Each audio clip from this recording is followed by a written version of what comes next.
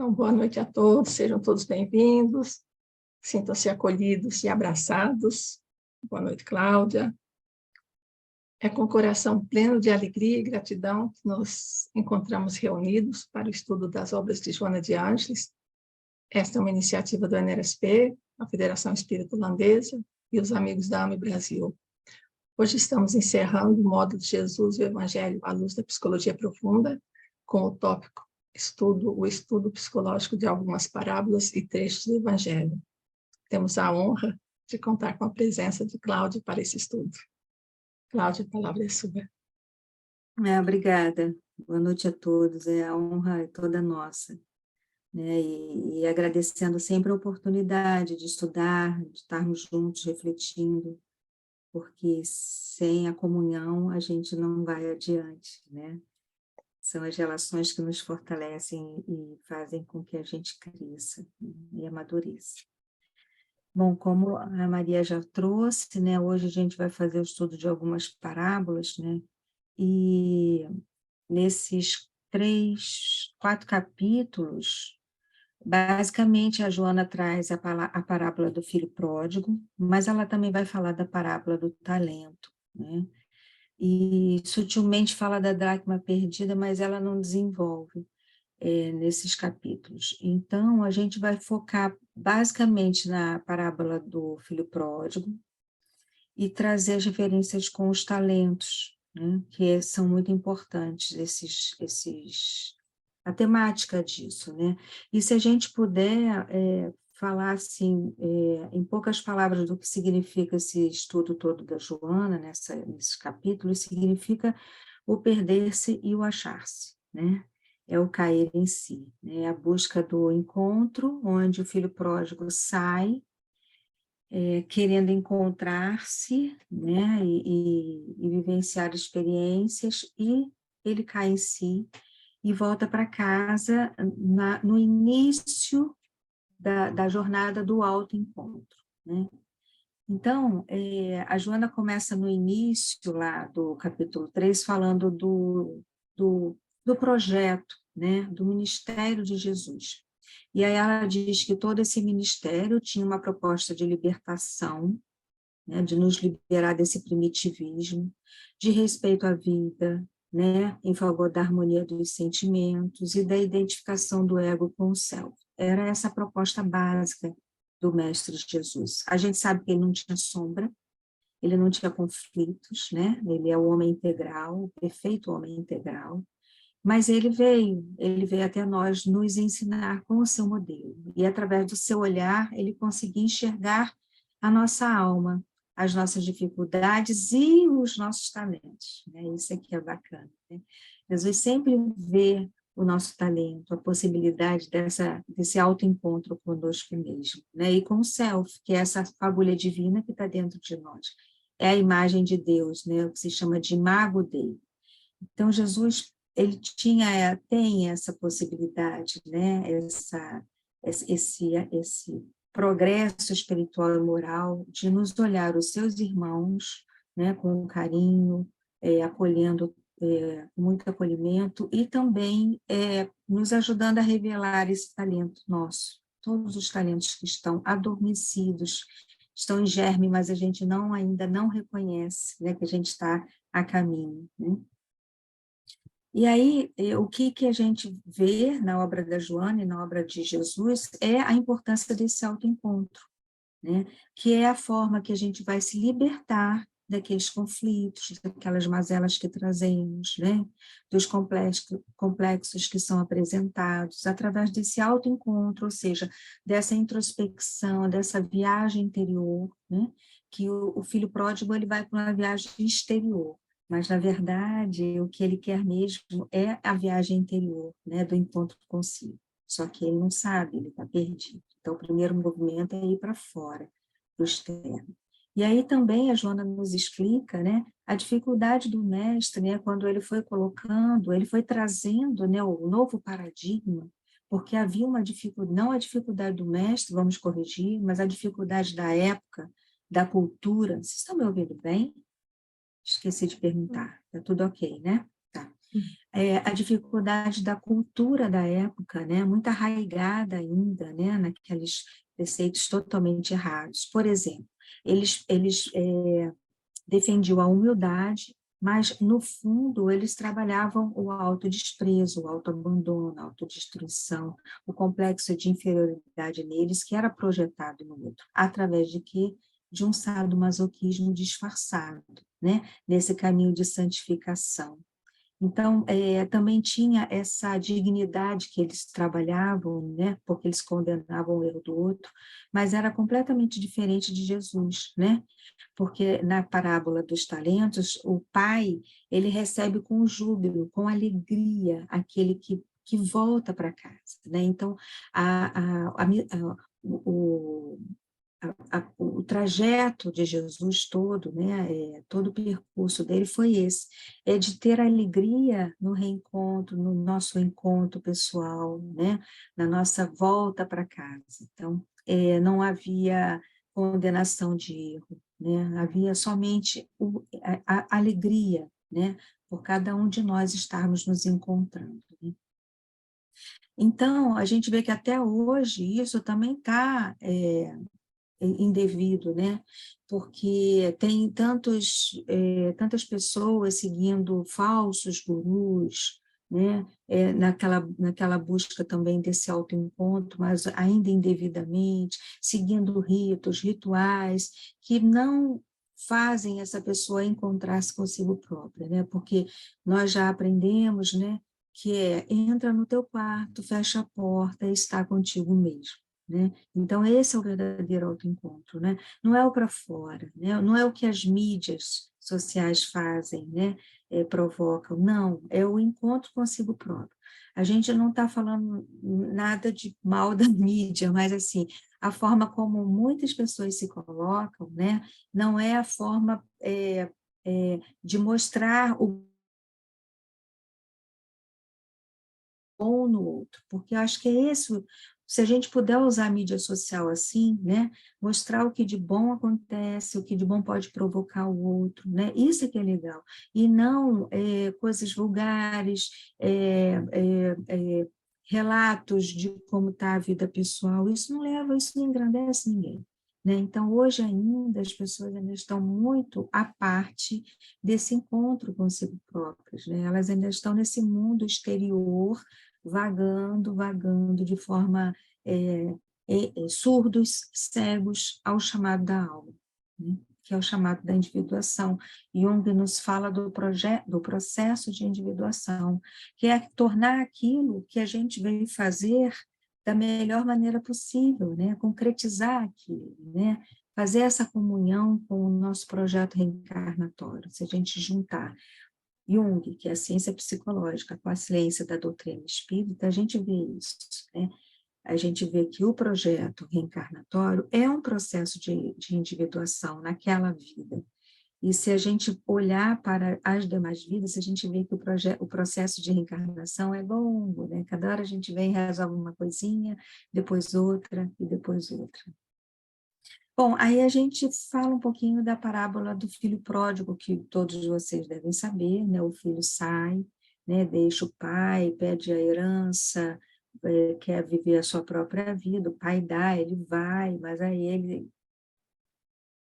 ele se perde todinho, vai viver na extravagância, que é o mundo que nós temos aí fora, vai viver na extravagância, nos prazeres, nos gozos fúteis, né, perecíveis, né? Enfim, e ele se consome todo nisso, consome a sua saúde, né, emocional, física, consome o dinheiro, né, a riqueza que recebeu, e ao final ele está sem nada, estrupiado, né, e aí ele está com fome, e aí a imagem que tem é daquele esfarrapado, roupas, né, estragadas, os sapatos rasgados, né, então não tem mais nada. E isso a gente vê que é o vazio, né? O quanto ele se tornou miserável, né? Essa é a palavra, miserável naquela vida. Né? O quanto de riqueza tinha dentro dele, mas ele se tornou miserável. Né?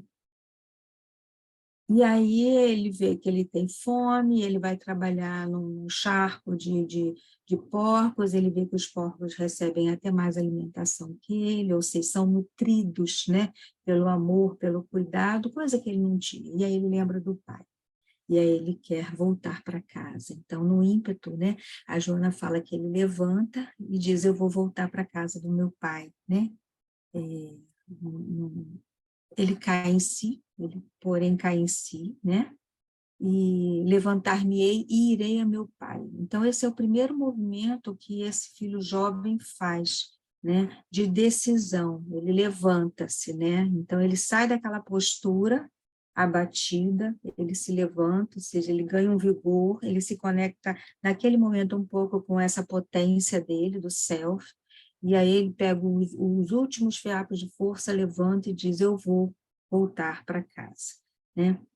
E aí a Joana vai trazer o que significa um pouco desses elementos que eu queria trazer para vocês, né? Por exemplo, o ego do filho jovem é perverso e ingrato, quando ele se coloca inicialmente na parábola, né?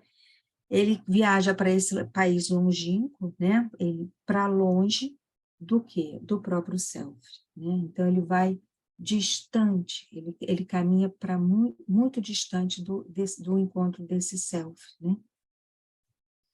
E isso tudo a gente pode ver, então a gente não pode se afastar, né, da casa, né, que se tem, lógico, né, crescemos, ficamos maiores, trabalhamos, constituímos família, precisamos sair dessa casa, né? Isso faz parte do processo do herói ir desbravar o mundo, né? Mas a gente não pode se perder de si mesmo, não pode perder as referências, né, familiares, as referências educacionais, de moral que nós recebemos, né? A gente não pode perder esse vínculo, né, que é diferente, não vamos trazer para a objetividade, né? Então não posso sair de casa. Não, ao contrário, aquele que não sai de casa está perdido, porque ele não usou o talento dele para ir desbravar esse mundo que era necessário.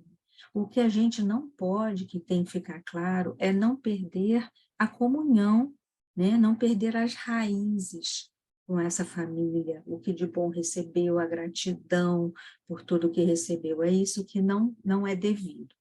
E é isso que acontece com o filho pródigo, né? Ele não sai para desbravar o mundo como um herói, ele sai revoltado, ele vai fechando a porta atrás e querendo viver uma nova vida, porque aquela estava totalmente errada, né? Então ele larga as raízes dele, e aí ele se perde. Porque a gente não pode perder, deixar largar as nossas raízes, tanto de nossa família de origem, né? Quanto das raízes de conexão com a nossa espiritualidade, porque aí a gente é uma folha de papel ao vento, né? E aí, coitado de nós.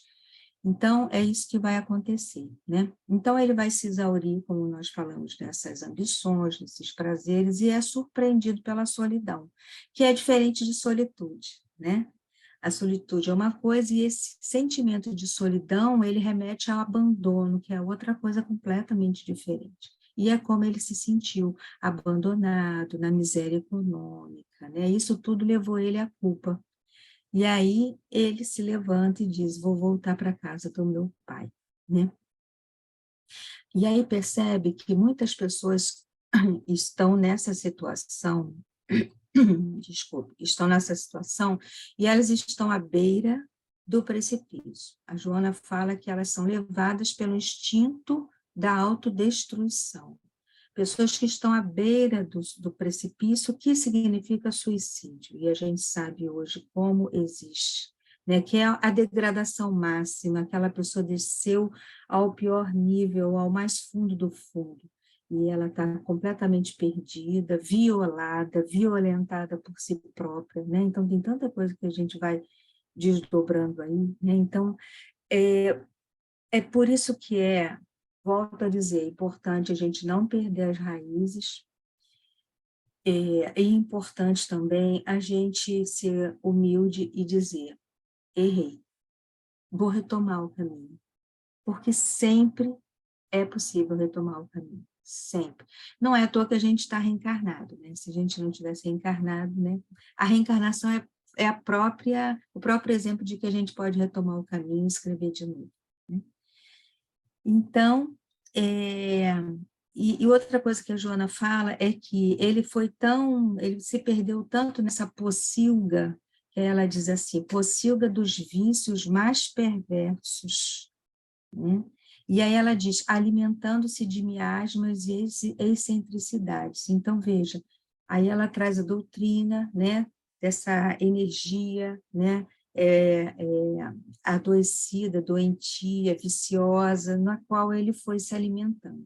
E a gente traz para nós e vê o quanto o mundo oferece uma energia que não é nutridora, né? Não é uma boa energia, é uma energia que tem miasmas, né? Que nos adoece. Por isso, mais uma vez, a gente precisa cuidar com quem a gente se relaciona, né? Qual é esse mundo que a gente está desbravando? Se é um mundo que vale a pena, ou se é um mundo só que a sociedade nos deseja, nos cobra, mas não é aquele mundo que vale a pena no sentido de estar vinculado com o nosso processo pessoal, né, de autodescobrimento, né, o projeto reencarnatório. Isso a gente tem que ter cuidado, porque o mundo nos chama de tudo que é jeito, né? De tudo que é jeito ele nos convoca. Então, a gente precisa cuidar bastante disso, né? Para a gente não adoecer, não se desgastar desnecessariamente com coisa que não tem muita afinidade, né? E aí tem aquela coisa, né? Eu quero, mas eu preciso, né? Eu posso, é devido, né? Então, são coisas que a gente vai se questionando. E aí o filho jovem, ele está muito também ferido, porque ele vê no irmão mais velho uma firmeza moral que ele não tem, ele julga que não tem, porque o germe adormecido dos talentos é justamente isso. A gente tem o talento, mas julga que não tem, né? Deixa eu beber água. E aí ele está muito ferido com isso, né? Por quê? Porque ele julga que não tem, aí ele tem raiva, inveja do irmão, né? Mal sabe ele que o irmão não tem nada disso, e a gente vai ver depois, né? Aquilo que a gente julga que o irmão ficou do lado do pai e tal, o irmão ficou do lado do pai, a Joana nos fala, ele ficou por interesse, ele ficou porque ele não conseguiu vislumbrar um caminho diferente, ele ficou acomodado ali, ele ficou também pensando que, bom, agora sou eu meu pai, quando meu pai faleceu, eu herdo tudo, meu irmão já não está mais aqui. Quer dizer, a Joana também traz um outro sentido desse irmão, né? Mas o irmão mais jovem também, com esse complexo de inferioridade, né? Ele tem antipatia, então ele vai embora também odiando esse irmão que está ali, né? O preferido do papai, para ele é o preferido, né? Mas, como nós dissemos, ele cai em si, ou seja, ele tem um insight, é atravessado. O que é um insight? É um atravessamento de uma luz rápida, como fosse um raio repentino, né? É aquilo que as pessoas falam, o eureka, né? Que é aquele uau, né? Quer dizer, de repente te vem uma informação, né? Vinda do teu self, né? E que é bom. E aí ele tem esse insight, né? Lembra do pai, da generosidade, do acolhimento do pai, e aí ele decide voltar. E aí, como nós dissemos, é o caminho, é o início do caminho de autorrecuperação, é o início. Porque não significa que ele vai voltar e vão ser felizes para sempre, não é isso que acontece. Ele vai voltar porque ele precisa daquele lugar, ele precisa estar ali. Mas, como Joana fala, é o início do processo de autorrecuperação, porque ele voltar para casa é diferente dele entrar em casa, né? Ele precisa entrar e deixar que essa casa entre dentro dele, que ele acolha isso, que ele renove-se interiormente. Então, ele volta para casa, mas é um passo, né, gente? Quando a gente levanta, cai em si, faz o movimento, já é um grande passo, né? E aí ele volta para casa, como a Joana diz, né? Porque lá tem conforto, lá tem alimento, lá tem água guarida, e ele vai. Então ela fala que estar na busca externa é diferente de estar à disposição. Porque a busca externa você busca e aquilo que você não sabe que está procurando, qualquer coisa serve. Agora, estar à disposição desse encontro é diferente. né?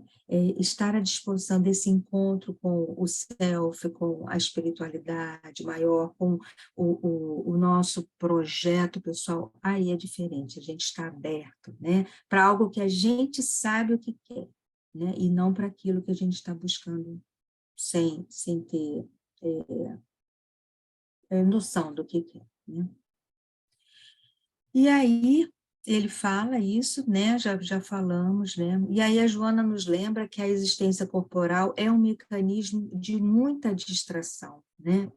Da consciência profunda do si mesmo. Eu gosto dessa palavra, né? E às vezes eu uso, não se distraia, né? Quando em algum estudo que eu faço, não se distraia, porque é muito fácil a gente se distrair do caminho, né? E eu vou dar um exemplo bem comum, corriqueiro. A gente sai de um cômodo, vai para o outro pegar alguma coisa. No meio do caminho a gente vê algo, pega o celular, lê uma... Cadê? O que eu vim procurar mesmo? Pronto, se distraiu. Esse é o exemplo corriqueiro que a gente vive no dia a dia. Então, olha só, se a vida é assim, se a gente não mantiver o foco, a gente vai se distrair, se perder muito, muito, muito, né? Outra coisa é o celular. Pega o celular, vai ler aquela mensagem, eu preciso saber se recebi mensagem tal. Aí abre o WhatsApp, 300 mensagens, você começa.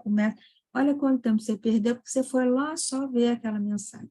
Isso é distração. Então, imagina aquele que não tem consciência de si mesmo. Passa pela vida da existência corporal, chega ao final da existência no leito, já adoecido, já sem forças e tal, arrependido. O que foi que eu fiz da minha vida, né? Sempre é tempo de se auto-perdoar, de chamar alguém, de conversar com aquela pessoa, sempre é tempo. Mas a gente não pode desperdiçar um projeto reencarnatório, né? Nós que somos reencarnacionistas, a gente não pode desperdiçar. Então, por isso que eu gosto de falar assim, não se distraia, né? De tempos em tempos, por que a gente chega ao final do ano e faz um balanço? Não é só imposto de renda que pede o balanço, não, gente. Né? O balanço da nossa vida também. Né? Não é só os tributos que a gente tem que dar conta, né? Com o governo. É com a nossa vida. O que eu fiz nessa vida? Eu cresci, eu consegui fazer aquilo, isso ainda não fiz. Eu entrei naquele curso, eu consegui tal projeto, né? Eu descansei mais, eu estudei mais, eu estive mais com a família, eu fiz aquela viagem. Isso também é projeto, não é bobagem, não, né? Não é projeto material, é projeto de enriquecimento num amplo aspecto, né? Num amplo aspecto. O equilíbrio da vida é esse, é a gente olhar para tudo, não desprezar nada, né? Então é isso. Aí a gente entra no filho mais velho, né? O filho mais velho diz que a parábola diz que ele estava no campo. E eu fiquei pensando, que campo? Trabalhando sem raciocinar, né? E não me parece que ele está num campo espiritual, de trabalho espiritual, ele está muito tarefeiro, né? Cumpridor de tarefas, mundano, né? É lógico que trabalhar é importante, né? Mas a gente também tem que se sentir. É lógico também que ele trabalhava na seara daquele pai com muita propriedade, né? Mas sem dar-se conta do trabalho que ele fazia. Essa é a questão, né? A gente tem, lógico, a gente não vai ficar inflado e diz, eu trabalho para o meu pai. Não, não é isso. Mas a gente sabe, tem consciência de que todos nós, trabalhando um pouquinho, a gente vai trabalhar pelo bem maior. Mas parece que esse filho mais velho não tinha essa noção. Então, ele estava lá tarefeiro, né? E aí, sabe, chega a ver aquela coisa toda, aquele movimento todo festivo, não entende. Aí dizem, o seu irmão mais jovem chegou. Para quê? Para que veio perturbar o meu sossego, né? Estava tudo tão bom assim, eu estava com o meu pai, né? Já estava tudo esquematizado aqui na minha cabeça, ele veio perturbar, né? E aí ele, magoado, ressentido, que são os completos, a Joana diz, o irmão mais velho, tinha sombra, a ser trabalhada, complexos de inferioridade, teve mágoa, ressentimento, não sabia o lugar que ele ocupava, não sabia que o trabalho que ele exercia era tão importante assim, por isso que eu falei do trabalho antes, que é importante a gente saber, né? E aí ele diz, há tantos anos que te sirvo, sem jamais transgredir uma ordem tua, e nunca me deste um cabrito para eu me regozijar com os meus amigos. Olha a mágoa que ele tem, né? Por quê? Porque todos nós precisamos de um reconhecimento. E ele ainda precisava disso, né?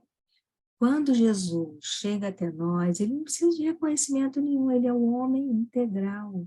Mas nós ainda precisamos. A gente precisa daquela, ai, que bom, obrigado, ai, seu trabalho ficou tão bonito, ai. A gente ainda precisa disso. E esse filho mais velho precisava desse olhar do pai, mas olhando para essa infância que ainda precisa de cuidado, sabe? E aí ele está ressentido, né? E aí o pai fala assim, filho, tu sempre estás comigo. Estás, não esteve, não. Estás comigo. E tudo que é meu é teu. Olha a profundidade dessa frase, né? Porque o pai está em comunhão com o filho. Tu sempre estás comigo. O filho não estava em comunhão com o pai, mas o pai estava em comunhão com esse filho. Tu sempre estás comigo e tudo que é meu é teu, porque a minha criação é para vocês, é a nossa criação, nós somos co-criadores desse universo. É que a gente não sabe, assim como o filho mais velho, a gente não tem muita noção do nosso trabalho, né? Então, o pai diz assim, tu sempre estás comigo e tudo que é meu é teu, né? Isso é tão bonito e tão profundo, né? Então, esse filho mais velho é o protótipo do ego desconcertante, né? Porque ele fica desconcertado naquela situação, né? E aí ele apresenta um outro eu, que é esse eu machucado, o eu ferido. Então ele tinha um eu social, uma religião formal, que muitos têm, vai na igreja, vai no casa espírita, mas não está com a casa aqui dentro, né? Então, é uma religião formal. Esse filho mais jovem tinha essa religião formal, né? Mas ele trazia muitos complexos ainda a serem trabalhados, né? Então, ele se sente rejeitado, com ciúme, né? E, como eu falei, o objetivo dele era ficar com a herança, porque ele não estava consciente do papel que ele ocupava na obra do pai. Ele não estava consciente, né? E aí ele se revolta, já falamos, sente raiva, porque o irmão que abandonou ele ali naquele trabalho volta, né? E tem tudo do bem bom, né? Então ele precisa se renovar também. Esse é o aspecto do filho mais velho que fica, né? E aí a gente entra no pai, né? Depois a gente abre aqui para uma fala nossa, a gente entra no pai, que ele diz assim, trazei-me depressa a melhor roupa e vestilha, ou seja, vestir no filho mais jovem. Ponde-lhe um anel no dedo e sandálias nos pés. Trazei também um novilho cevado, matai-o, comamos e regozijemo-nos, porque este meu filho era morto e reviveu. Estava perdido e se achou. Também é uma frase, eu fico até emocionada, é uma frase também grandiosa, né? Da alegria desse pai de rever esse filho que estava morto, né? Morto para a sua missão pessoal, para o seu lugar que ocupa, né?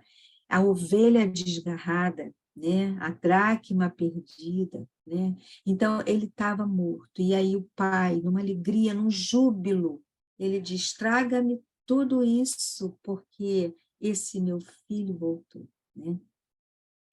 E aí a gente vai ver o que a Joana vai trazer de alguns elementos daí, né? Por exemplo, o anel. Ponde-lhe o anel no dedo. O que significa o anel? A gente lembra da aliança de Deus conosco, né? Tem a imagem do arco-íris, né? A aliança onde Deus promete nunca mais haver um dilúvio, né? E nasce aquele arco-íris lindo, essa é a minha promessa para com vocês, né? E também um elo de vinculação profunda, né? A fim de restabelecer a ligação que for interrompida por esse filho infantil, esse ego inquieto, né? Então, o anel faz esse vínculo, ele renova esse vínculo, né? As roupas limpas e novas, né? E o novilho. Isso faz uma alusão às festas no panteão grego, onde os deuses comungavam com os homens normais, né? Então, é uma festa de comunhão, né? Então, as roupas limpas e tragam isso, e o novilho. A gente pensa também no novilho, né? Porque o novilho geralmente não é sacrificado. O novilho, ele é engordado para vender como vaca, né? Ou um touro, né? Geralmente vaca. E ele mata o novilho, né? Ele mata o novo ali, aquilo que ainda está em germe. É tão jubiloso essa volta que ele pega o de mais poderoso que ele tem ali, o dono, né? O pai, o novilho. E aí ele mata o novilho para poder fazer a festa. E o novilho tem uma carne mais macia, quer dizer, ele dá o melhor nessa festa aí, né? As roupas, a Joana fala que pode ser o manto que protege e ampara. E esse manto que protege significa renovação, rejuvenescimento. Rejuvenesce o quê? O ideal de completude, a aliança, o ideal de completude, o recomeço e a beleza. O manto é o apoio, como nós já vimos, né? Essa cobertura afetiva. E o manto também, ele está todo esfarrapado, né? O manto essa roupa nova, vai igualar ele com todos os demais, com o pai e com o filho. Então, ali naquele momento não há distinção, né? De eu sou melhor do que você está em situação mais decrépita do que eu, não. Ali todos são iguais. Por quê? Porque o amor ali do pai une tudo, né? Então, é a representação do mundo.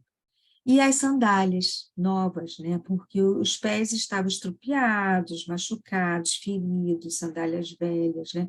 E a Joana lembra da constituição corporal. Nós precisamos proteger o nosso corpo físico, porque é com ele, por causa dele, que nós temos essa oportunidade. Então, além dos pés serem a base de sustentação desse corpo físico, né? Eles são um contato também com a terra, né? Eles não nos deixam sobrevoando, divagando e distraídos, eles são um contato com o solo, né? E, e a abraçar, quando o pai abraça o filho, é a luz do amor, a Joana diz assim, é a luz do amor que dilui a pesada sombra em que o filho se debate. Então, é o abraço paternal da saúde real, é a saúde real que vem desse self e que abraça o ego, né? Mas o pai se dá conta de que o outro filho também estava morto, e ele acolhe esse outro filho, né?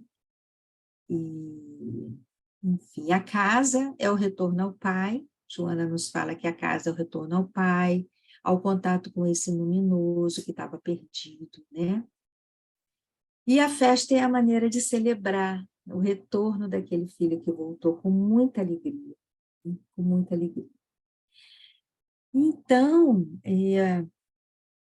para a gente finalizar, a gente vai falar um pouquinho dos talentos, e eu vou levantar só alguns pouquinhos, o que a Joana fala, né? Na parábola dos talentos, que é outra parábola, é o Senhor que vai e deixa os servos mais que ele confia para cuidar da moeda que ele dá, né? E aí cada um vai fazendo e multiplicando, mas um enterra e não multiplica e acha que cuidou. Então, esse Senhor é a nossa consciência, é o self que tem infinitas possibilidades, e que ele são os infinitos talentos que nós vamos nos apropriando desse self, né, que nos acompanha. Mas muitos não desenvolvem os talentos, outros desenvolvem muito mais, né? Quais seriam os talentos? A Joana fala, né? A saúde é um talento, né? A saúde física, a saúde emocional, psicológica, espiritual, é um talento. A palavra também. A forma da gente se colocar no mundo, falar e calar, também é um talento a ser usado, né? O discernimento, ter razão, a razão também é um talento. Joana nos traz a oportunidade de evoluir como um talento que nós recebemos, e também tem o sofrimento. Olha só, que interessante, o sofrimento é tido também como um talento. Por quê? Porque ele nos oferece, se nós tivermos dignidade de recebê-los, ele nos oferece a libertação daquele compromisso infeliz. Então, o sofrimento também é um talento que a Joana nos traz, né? E os talentos são todos empréstimos divinos que a gente tem, e a gente tem que colocar a serviço nosso de autodesenvolvimento, a serviço da sociedade, do mundo, né? E a gente precisa utilizar isso e multiplicar, e não enterrar aquela moeda como aquele servo enterrou, né? Achando que estava cuidando, né? Ela fala das heranças de vidas passadas que podem impedir os nossos talentos de florescer através de todas aquelas cargas de complexos, né, angariados no passado. E fala também da constituição familiar, que muitas pessoas nascem numa constituição bem complicada, né? Mas a gente vê pessoas que nascem de uma situação difícil e elas, uau, você olha como aquela pessoa floresceu nos talentos da vida dela, você fica encantado, né? Então, ela não deixou que aquela constituição prejudicasse o projeto dela de vida, né? Então, é isso. E outras não têm força, né, suficiente para mover aquilo, né? E os talentos de Jesus, para a gente terminar essa coisa dos talentos, ele era possuidor de talentos de vida eterna. Todas as virtudes Jesus tinha, né? Todas as virtudes. Então, o que a gente precisa, a partir desse nosso estudo, né? Brevíssimo, né? Das parábolas, de todos os elementos que as parábolas nos trazem, né? E o que a Joana deseja é a busca desse significado da nossa vida, né? Para que viemos? É o famoso para que viemos, né? Nós viemos para quê? Para desenvolver qual talento, né? Para curar com o amor todas aquelas mazelas nossas, né? Nas relações com o outro, nas próprias relação conosco, né? Então, para quê? Aqui viemos nessa vida, que é uma outra expressão que eu gosto muito, que eu não sei se vocês já escutaram, né? Aqui viemos nesta vida, né? A gente tem... E aí é o balanço, né? Se ao final do ano, se ao início do ano a gente faz, por que a gente não vai fazer? Ou quando termina ou quando começa o ano, né? A gente precisa fazer aquele balanço. Puxa, estou demorando nessa situação aqui. Aí bota o foco ali, né? Estou pegando muito pesado aqui, estou esticando muita corda, eu preciso descansar mais um pouco e tal. Sim, porque nós temos o talento da saúde, a gente precisa cuidar disso, né? Senão a gente fica estrupiado também, não consegue cumprir com as nossas missões. Estrupiado é uma palavra bem, né? Porque estrupiado você pensa, puxa, está todo desorganizado, estrupiado, né? Então, o objetivo nosso é de autoconhecermos, ou seja, ampliar cada vez mais a nossa consciência, né? Para a gente captar, conversar com o nosso anjo guardião. Na semana passada, escutei um estudo de uma amiga falando do anjo guardião, né? Eu falei, nossa, como eu preciso conversar mais com o meu anjo guardião, né? Como eu preciso escutar mais ele aqui no meu ouvido, que ele fala, eu não escuto, eu não entendo, né? Então, cada vez que a gente vai ampliando a nossa consciência, a gente vai possibilitando isso, né? E a Joana fala assim, que ninguém portador de consciência pode peregrinar pela Terra sem um sentido existencial, porque a falta de sentido existencial nos torna neuróticos, nos adoece. Então, ninguém que tenha consciência, e nós já temos consciência, né? Aqui tem uns que não têm consciência desperta, ainda estão na consciência de sono, né? Mas a partir do momento que a gente tem a consciência desperta, a gente não pode mais fechar os olhos para isso, né? Qual é o sentido da nossa vida? usando a fé, usando a força mental e usando a ação da vontade, que é um atributo importante do espírito. Porque aí eles movimentam os neurotransmissores, né, as células nervosas, os neurônios, as sinapses, eles movimentam e fazem com que substâncias propiciadoras de felicidade e bem-estar sejam derramadas na nossa circulação. E a gente ganha aquele ímpeto, que eu acho que foi isso que aconteceu com o filho mais jovem, né? Quando ele cai em si, ele é tomado por aquele banho de neurotransmissores bacana que propiciaram isso, né? E aí ele levanta, diz, vou voltar para o meu pai, né? E a gente precisa ter essa força, essa fé, essa coragem de colocar a nossa máquina a serviço, né? Porque o mestre está aqui sempre ao nosso alcance, né? O modelo dele, o nosso anjo guardião. E aí encerra com aquela frase de Jesus, tu crês que eu te posso curar? Tu queres que eu te cure? Né? Ele mobiliza a nossa vontade, o nosso desejo. Chegamos ao fim. Um estudo bem grande, né, gente? Bem grande, 4 capítulos, né, que a gente fez assim meio no galope, mas eu fui juntando os elementos mais importantes aí para dar uma sacudida em todos nós, né? Para esta pessoa que vos fala também. Estudos sempre é para nós também. Isso é que é bom. Temos aí um tempinho, né? Falei, administrei para a gente conversar um pouco, se vocês quiserem. Todo mundo calado, refletindo, aproveitem a oportunidade. Também pudera, né? Depois de escutar tudo isso. Que a Joana nos traz, né? Fazer o quê? Né? Paciência, né? Que bom que ela faz tudo isso. Uma questão. Oi, Cláudia. Oi, Mônica. Eu tenho uma questão aqui, que quando você falou sobre os infinitos talentos, né, que vamos nos apropriando, aí você falou assim, né, deixa eu ver aqui.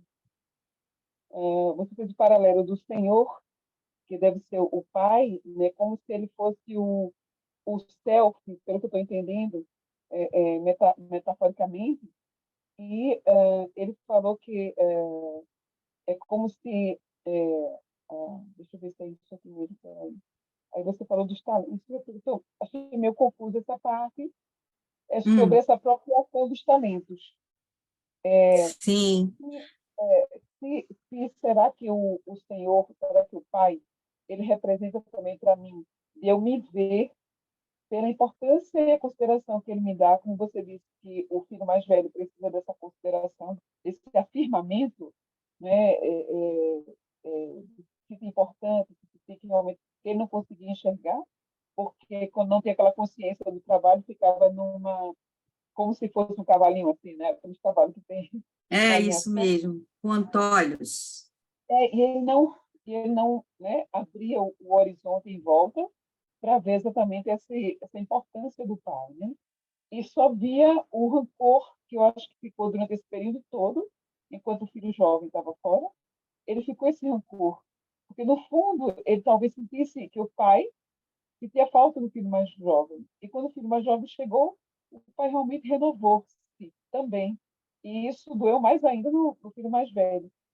Aí eu fico questionando assim, então, diante dessa história toda, esse pai, a simbologia desse pai, também não é um olhar para dentro, entende? Que eu possa me ver e ver que eu tenho os talentos, que eu tenho, não somente, como você falou, o talento pode ser a saúde, a palavra, o discernimento, o sofrimento, mas também essa força que você falou agora no final, essa fé, essa coragem, entendeu? Também não pode ser também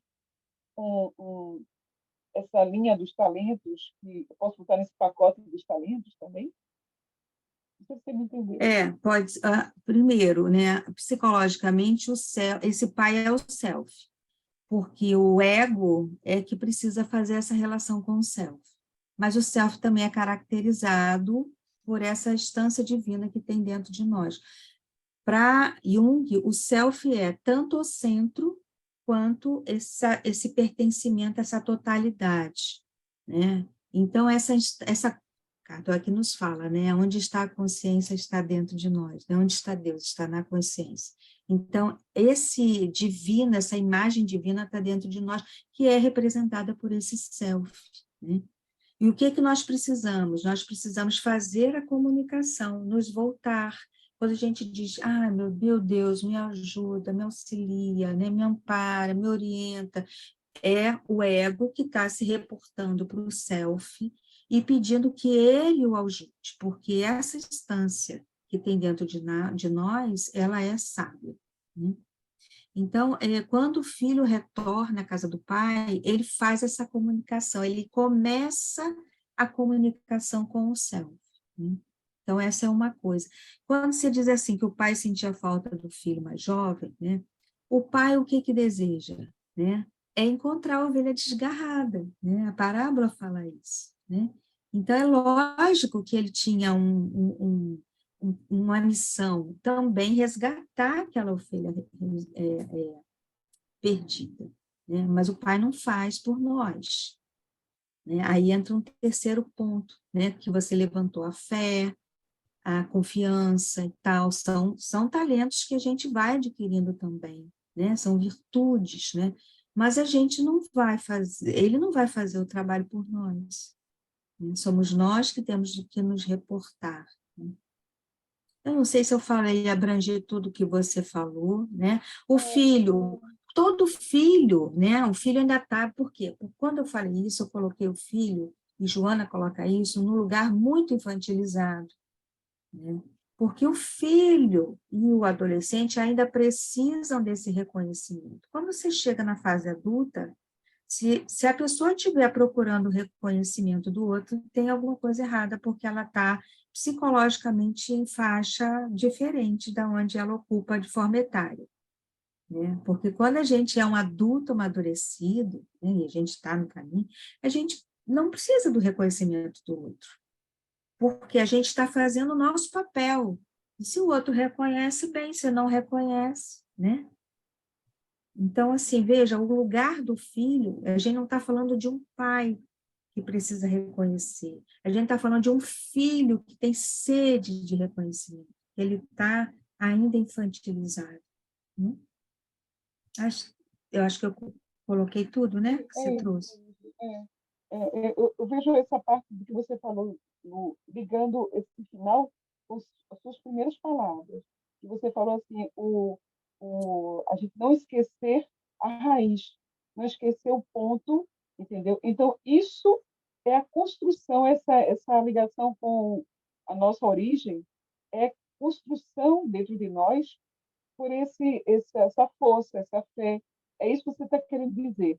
Não é a parte externa, mas essa transformação interior. A força e a fé, elas não fazem parte da raiz, da onde nós viemos. Elas estão dentro de nós.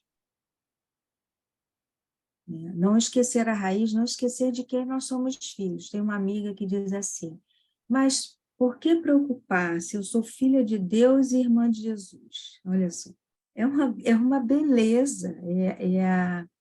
É uma amiga que estuda comigo, a Beth, e é uma beleza quando a gente fala isso. Então, assim, vejam, não é o pai que nos está nos dando força e fé e coragem, nós é que temos que ter. Então, a partir do momento que a gente lembra da nossa origem e de quem somos irmãos, a gente é um caminho para a gente encontrar isso dentro de nós e colocar a serviço, né? Colocar a serviço da nossa vida. Só que, lógico que temos essa paternidade, essa irmandade, mas nós temos uma família hoje na vida, né? Temos os ancestrais que nos deram a vida. Quando eu digo não esquecer as raízes, porque muita gente se desconecta dessas raízes e é muito prejudicial. É terrivelmente prejudicial. Por quê? Por pior que tenham sido essas raízes, elas estavam no nosso programa reencarnatório. né? Isso é ponto, e ninguém discute isso, porque discutir isso é revoltar-se contra a paternidade, né? Então, a pessoa veio numa família que ela precisava vir, né? Mas não perder a origem é porque aquilo fez parte do caminho, mas não é tudo jogado fora, como aquela pessoa pensa, né? Olha para o que é bom, esquece o que foi ruim.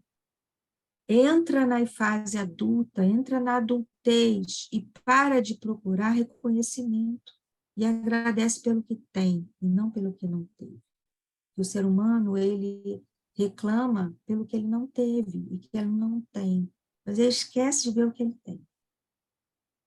Então, esse é um passo para a adultez, né? Que o filho mais velho ainda precisa chegar lá. Muito bom, muito obrigada, viu? Nossa, bom também. Mais alguma pergunta, pessoal? Temos uns minutinhos de nada. Temos. E hoje não tenho uma pessoa às 5, mas na próxima vez que a gente tiver, eu vou ter. Eu também não sei se o horário da gente vai mudar, né? Que eu acho que ano que vem. Vamos continuar no mesmo horário. Ah, que bom. Aí isso já melhora bastante. Só muda quando muda aqui o verão, horário de verão Ah, e então inverno. muda, né? Muda aqui, a gente muda. Então muda. Mas em setembro vocês já vão ter mudado? Eu vou Não, estar com vocês é 11 em de outubro. setembro. É outubro. A Ah, mudança que aqui é bom. outubro e março. Ah, No mês de outubro, no isso mês é de março. ótimo. Que aí eu tenho que mexer na agenda também. É. E Pessoal, aí?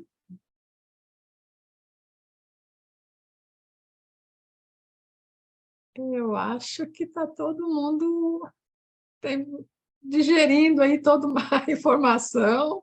A Andréia abriu o microfone. Eu estava. Não é só para agradecer, Cláudia, porque cada reunião é um insight, né, que a gente vai tendo e trazendo para nossa vida particular, em grupo. É só isso, é muito conteúdo não, é muita informação mesmo, e a gente vai Uhum. processando. E cada vez que a gente lê uma parábola, uma lição, a gente enxerga de uma outra forma. E as conexões vão acontecendo, né? É tudo, às vezes, a gente quer um pouco mais, que seja um pouco mais rápido, se força para alguma coisa, mas não funciona assim, né? Depende de cada um, depende do momento que está vivendo. E muito, eu não, eu não consigo fazer a relação comigo se eu ainda estivesse no Brasil, se eu teria estudado tudo isso, sabe? Às vezes a gente estava falando de sair para fora, né?